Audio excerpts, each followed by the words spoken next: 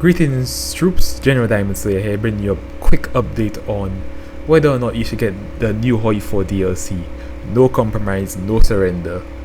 As I am recording this, the DLC has just come out, so I am gonna quickly show you the price of it by itself. If you're buying the expansion pass, it's gonna cost you about, well, as you can see here, $48.77, which means that Warships of the Pacific, Peace in Our Time, Seaplane Tenders, that's free with the DLC, and Fund of the Gates costs $30 from that. That's like $15 to $18 by themselves, or $19 by themselves, so $19 left to split between the rest of the expansion pass.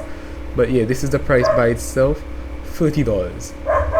And what does it give us? A Japan focus tree, Communist China focus tree, Nationalist China, Philippines, new military doctrines, so faction system, and supporting naval special projects.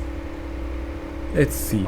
So what we're gonna do is take a look at each of these points and see, okay, am I gonna really miss these things when I'm playing HOI4? So first of all, let's load up a new game, and we are first of all gonna check out Japan. What does Japan have in their focus tree? We do not need this on Iron Man mode because we are going to be checking out China and the Philippines immediately. So, Japan. Different flag from what I can tell. I don't have the factions button, but that's fine. If I go into events, a trial, that's new. These are new, so I can no longer affect the balance, prioritize ships for guns anymore. New create faction button. Focuses, we don't care about the focuses. What we care about is what you're getting for the money. So this is what we get in terms of focus tree. So we still get the unthinkable option as it was. I'm pretty sure this is what it looked like before, with a few bonus effects. Still get the civilian government, maybe more simplistic. Let me see. I think this looks different. So now we have the Germany tag, we have the support the Coda faction, looking historical as it was before the DLC came out. So the old history paths are different, are the same on without DLC. I am not checking it out with DLC because I don't have the DLC purchase, but we have the Purge the Coda faction, so you get the historical, so yeah, the reworked, so you get the default old history paths and the reworked historical path with all its focuses, so you can still have a pretty fun conquest without the DLC. So you still get access to the Imperial Influence system, that still works. Still get all of these. Let's see. Ministry of Commerce. Yeah, we still get the Industrial and we still get the Imperial Defense Plan stuff. So historical Japan is still very playable without the DLC. If you want the art history fun stuff, then I recommend for Japan, if you're up with Japan primary, to get the DLC. So let's tag China. Let's see what China has. So let's see. This looks like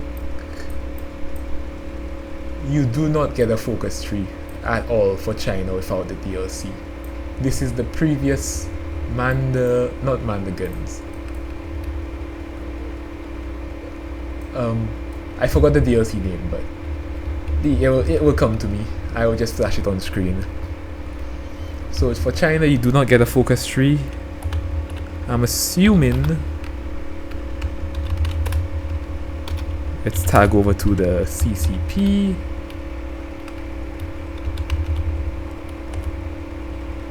PRC, sorry. Yeah, there we go. So what does Mao Zedong get? Okay, so based on the fact that Mao and Chang, who would be the most likely ones to get the new historical China path, don't have the new path, so you do not get the China focuses at all. So China stays historical, you don't get the Philippines focus tree if you wanted that. So let's check out one more thing, and that is the Navy. If I press F2, oh, I need to go back to Japan.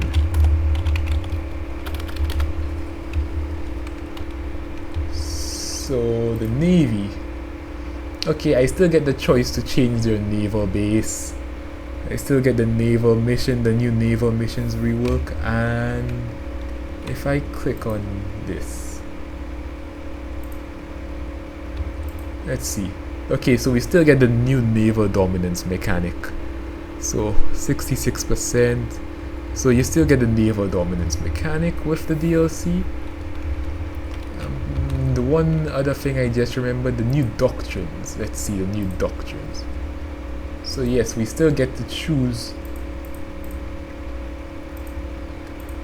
our doctrines even without buying the DLC. That eliminates quite a bit, so I will need a grand doctrine. That eliminates, of course, the additional special forces branch is not there as well.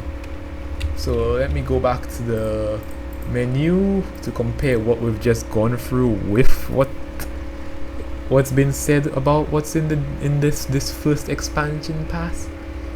So looking at the expansion pass, Japan focus tree, mostly alt historical. If you really want to play the Japan alt historical, then again I recommend then you could buy this DLC.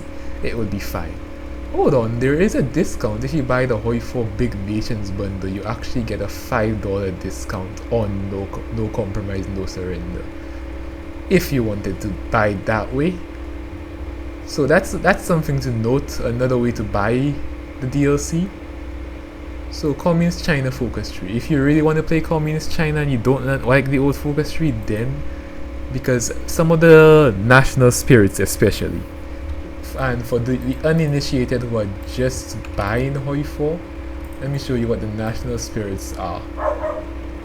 So national spirits, I really hope Paradox has thought about this, but I haven't tested. I'm not testing this, but okay, these are the national spirits, but it looks like it might be the same national spirits as before the DLC, so it should be fine. It should not affect you too much. So in your gameplay, you should be fine to play Communist China even without the DLC. That's a bonus.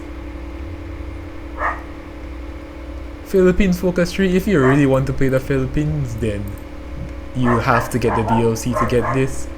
Military doctrines.